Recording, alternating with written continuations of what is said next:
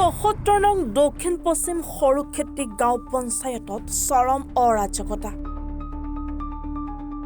গাঁও পঞ্চায়তৰ জিপিচি সৌৰভ বৰ্মনৰ বিৰুদ্ধে অভিযোগ। ঘৰত বহি পঞ্চায়তৰ কাৰ্যালয় চলাই জিপিচি সৌৰভ বৰ্মনে।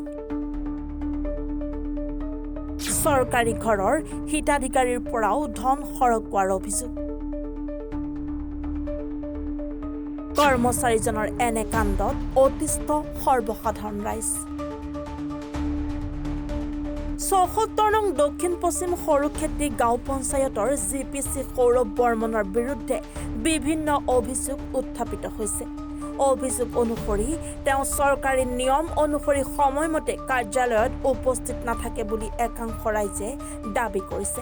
ঘৰত বহি পঞ্চায়তৰ কাৰ্যালয় চলাইছে পঞ্চায়তৰ কৰ্মচাৰীগৰাকীয়ে। বৰপেটা বিধানসভাৰ অন্তৰ্গত ৭৪ নং দক্ষিণ পশ্চিম সৰুক্ষেত্ৰী গাঁও পঞ্চায়তৰ ঘটনা এয়া। পঞ্চায়তৰ কাৰ্যালয় কৰ্মচাৰী জিপিচি সৌৰভ বৰ্মন নাথাকে কাৰ্যালয়ত উপস্থিত। বিগত ৪-৫ বছৰ ধৰি মতালি কৰাৰ অভিযোগ জিপিচি সৌৰভ বৰ্মনৰ বিৰুদ্ধে স্থানীয় ৰাইজৰ। কৰ্মচাৰীজনৰ এনে কৰ্মকাণ্ডত সৰ্বসাধাৰণ ৰাইজ অতিষ্ঠ।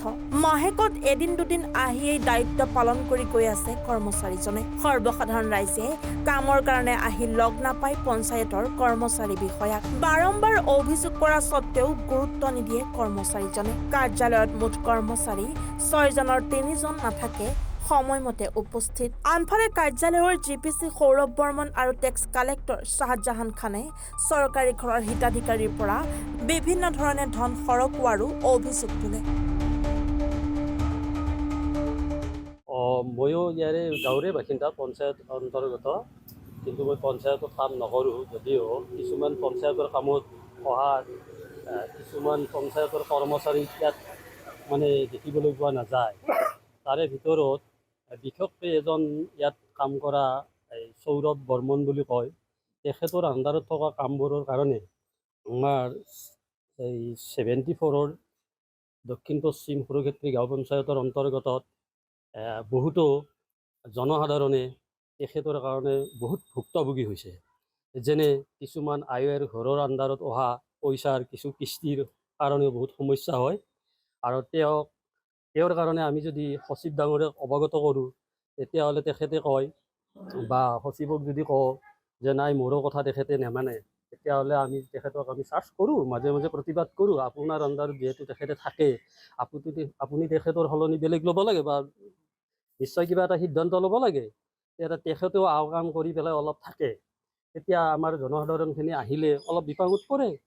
তেখেতৰ আণ্ডাৰত যেতিয়া কাম কৰে তেখেতৰ কৰ্মচাৰীবিলাকক পৰিচালনা সম্পূৰ্ণৰূপে যেতিয়া কৰিব নোৱাৰে, তেখেতো তেনেকুৱা লাইনতে পৰে। এইখিনি আমাৰ ইয়াত মানে অলপ অসুবিধা হৈ আছে। তেখেতৰ প্ৰায় মাহ দিনত আমি দেখাই নাপাওঁ। আমি দেখিবলৈ পোৱাত আমিতো সদায় ইয়াতে অহা যোৱা কৰোঁ, কিন্তু তেখেতৰ আচল ৰেজিষ্টাৰ বুকটো চালে, উপস্থিতিৰ সংখ্যাটো চালে হয়তো সচিব ডাঙৰীয়াই ভালদৰে বুজাই ক'ব পাৰিব। আমিতো আৰু তেখেতৰ ৰেজিষ্টাৰ বুকটো চাবলৈ আমাৰ অধিকাৰ নাই। সেইকাৰণে আমি অলপ চিন্তিত হওঁ, কিন্তু প্ৰায় দেখিবলৈ পাওঁ তেওঁ অনুপস্থিত।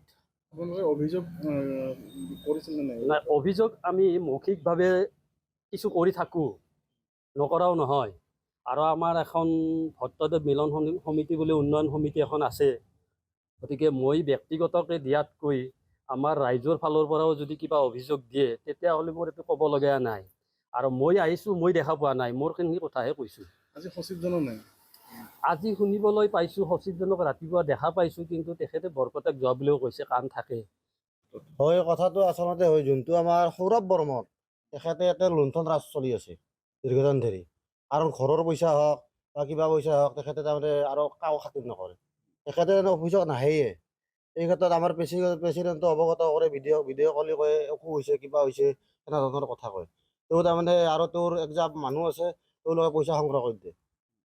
কিমান দিন চলি আছে? এটি মোটামুটি আজি পৰা ৫-৬ বছৰ মানৰ আগৰ পৰাই চলি আছে।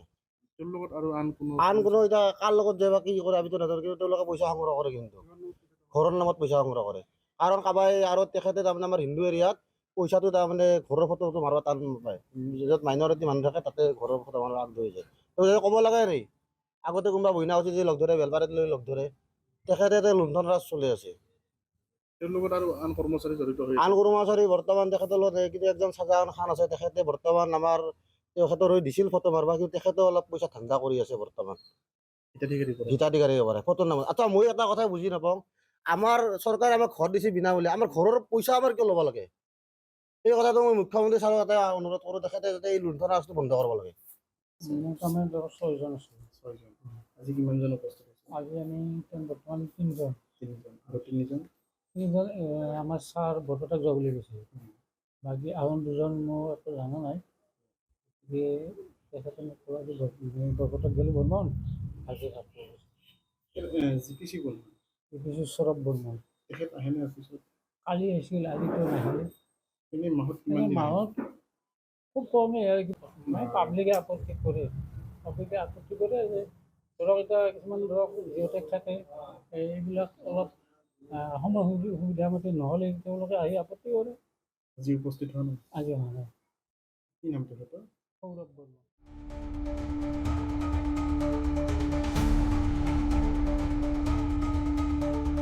সৰ্থেবাৰীৰ পৰা জাকিৰ জামানৰ ৰিপৰ্ট।